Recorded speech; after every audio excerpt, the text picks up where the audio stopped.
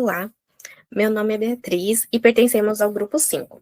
Agora iremos realizar a apresentação do Tech Challenge do curso de Machine Learning Engineer da fase 3.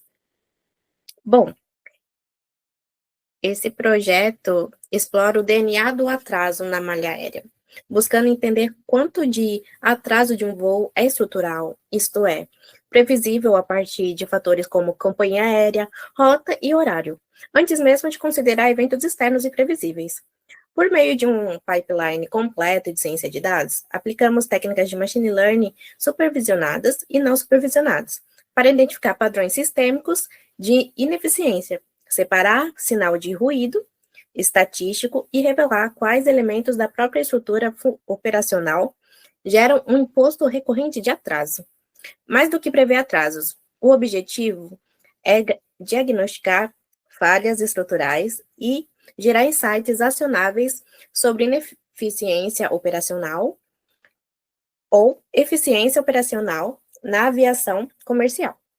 Dito isso, a seguir iremos apresentar a análise exploratória e, posteriormente, entrar no detalhe da modelagem supervisionada com a classificação e regressão realizada, assim como a clusterização com a modelagem não supervisionada.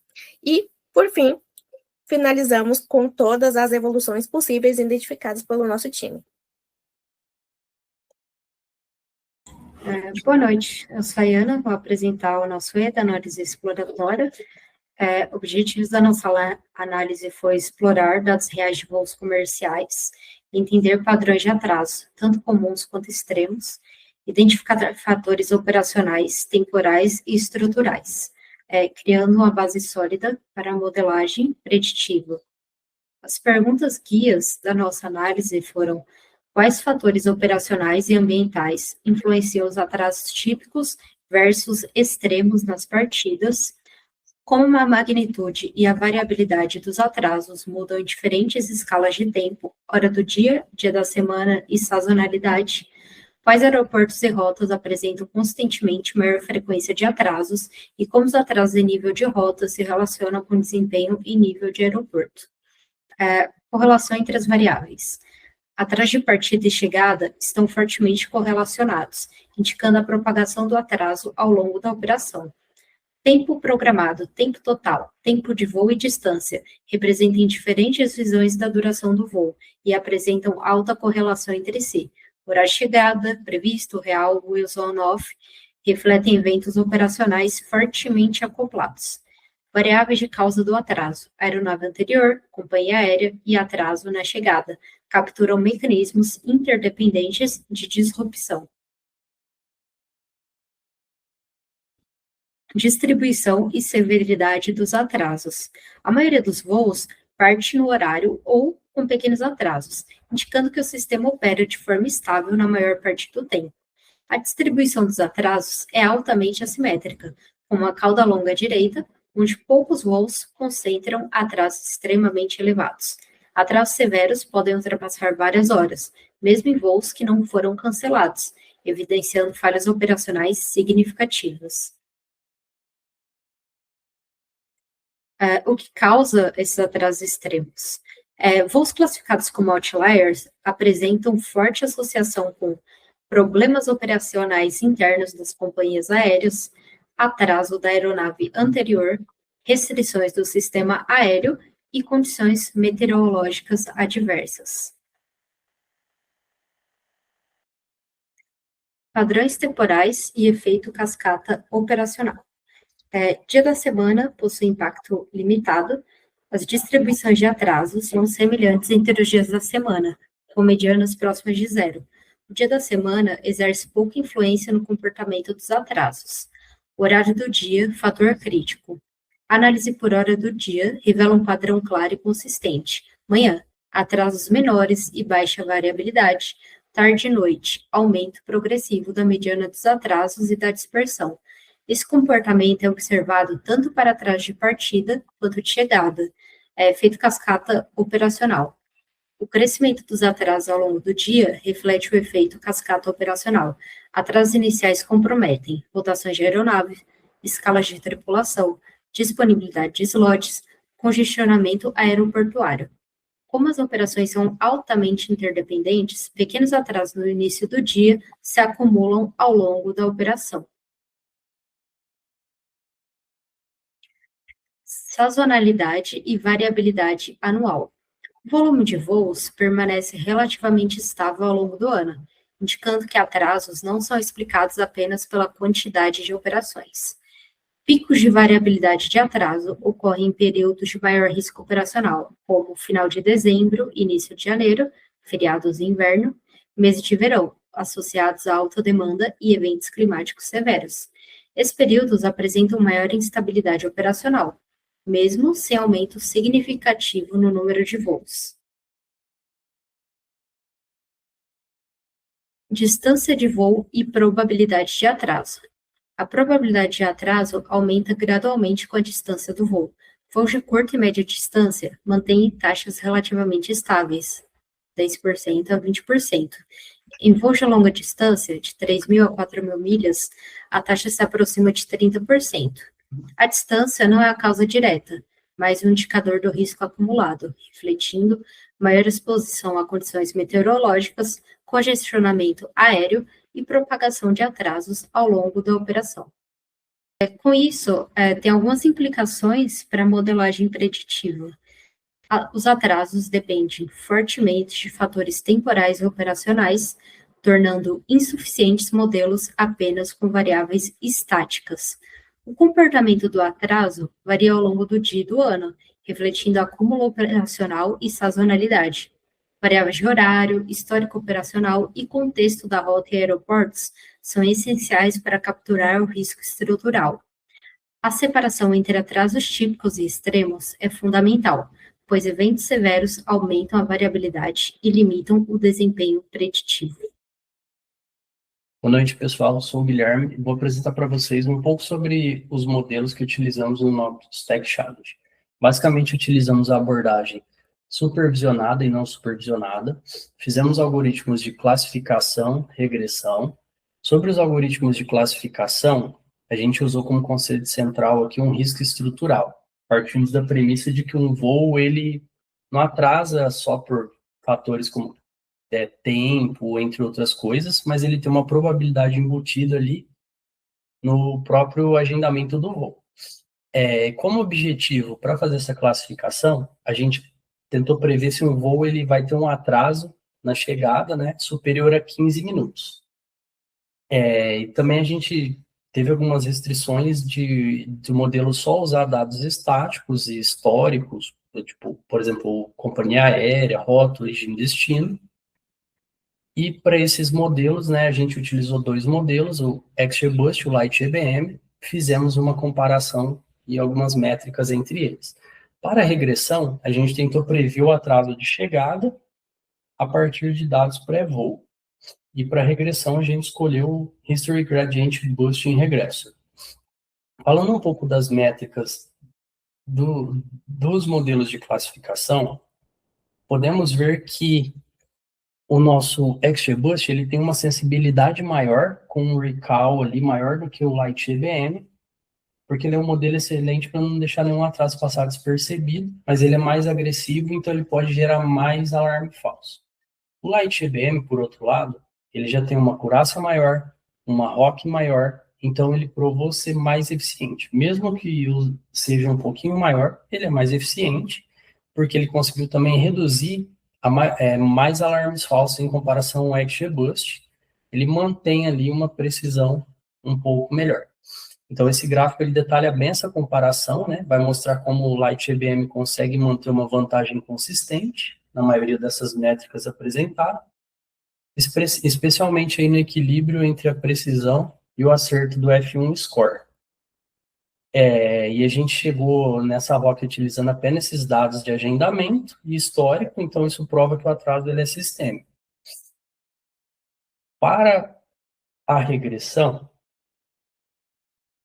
para o nosso modelo de regressão, a gente teve alguns desafios como um target fortemente assimétrico, né, com poucos atrasos extremos, e esses atrasos severos, eles aumentam o erro, mas eles são eventos raros.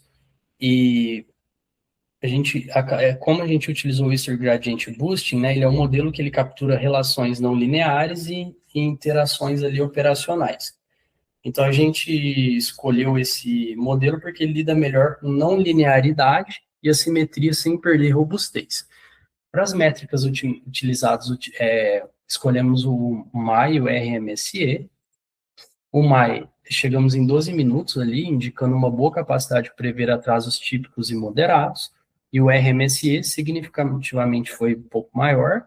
Ele refletiu a presença de poucos atrasos extremos que inflacionam o erro quadrático.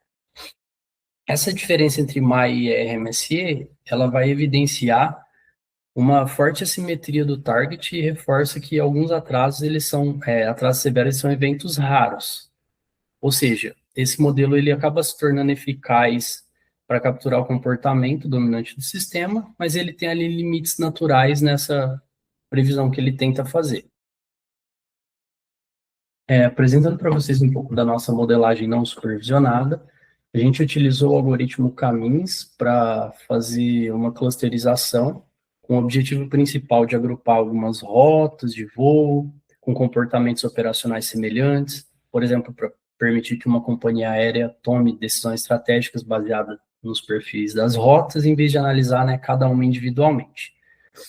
Então, a gente fez algumas agregações, né, transformando dados de voos individuais em dados de rota. Para cada rota, a gente calculou 3 indicadores-chave, como pontualidade, né, através do atraso médio na partida, o tipo de rota, com a distância média, e a demanda através da frequência de voos por ano. Também fizemos algumas limpezas estatísticas, removendo rotas com menos de 100 voo, para evitar distorções causadas por rotas raras ou esporádicas, e também utilizamos só os códigos de voo que pertenciam à IATA, porque essa base ela tem um problema, que ela, a partir de 2015, se não me engano, os voos mudaram de IATA para .IT, evitando, assim, duplicação nas análises. Então, usamos só a IATA. Para utilizar o Caminhos, né, a gente estimou um K com base em algumas métricas, como silhueta e estabilidade. Utilizamos a métrica do cotovelo também. Essas três, e aí dentro do notebook a gente fez um código para tentar ajudar a decidir automaticamente qual K selecionar, e para esse caso foi selecionado o número K igual a 4, né? Criando assim 4 clusters. Falando um pouco das nossas métricas do modelo, criamos um heatmap para tentar identificar algumas características ali. Então, quando os clusters eles estão ali em 1, a gente está no desvio padrão acima da média, em -1 no desvio padrão abaixo da média, e 0 está na média global. Assim, a gente pode identificar algumas características, como o cluster que mais atrasa, o que menos tem atraso, o que mais tem uma contagem de voo, entre outras coisas. Dando uma olhada aqui também nessa segmentação de distância por delay, o cluster 2, ele parece bem mais à direita, né? Isso mostra que a distância aqui é um fator forte de segmentação. As rotas de maior volume, elas estão concentradas também em distâncias curtas e médias. A gente consegue ver isso. Então, a gente tem um cluster também com o pior atraso médio, né? Que ele é o cluster roxo, onde tem muitos pontos acima da média global, e um centroide aí por volta de 15 minutos, mais ou menos. E existe um cluster aí que é o melhor dessa média, né, em pontualidade, que seria o cluster amarelo, onde a gente pode ver que ele está majoritariamente abaixo da linha média, um centroide aí bem mais baixo, então ele pode ser considerado uma rota benchmark, por exemplo.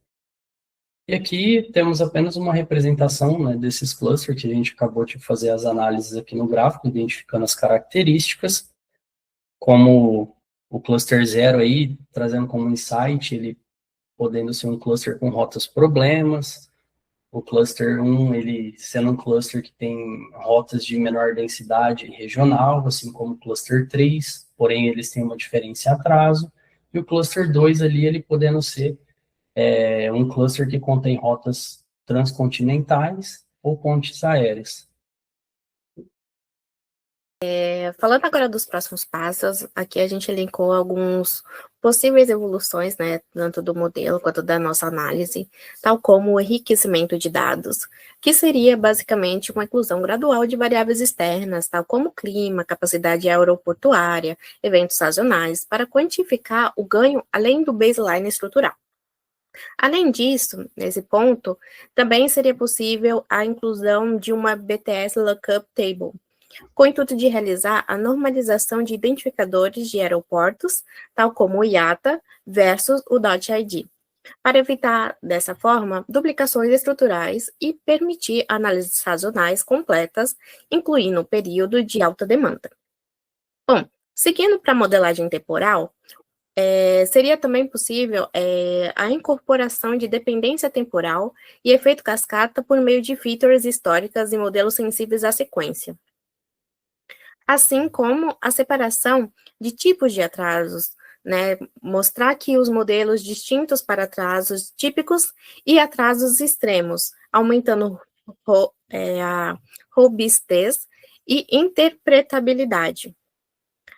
Outro ponto seria a otimização por custo de erro. Então, isso basicamente seria ajuste de métricas e thresholds, considerando impactos reais de falsos positivos e falsos negativos, assim como a explicabilidade dos modelos, né? Utilizar basicamente algumas técnicas como o SHAP para identificar e priorizar os principais drivers estruturais de atraso.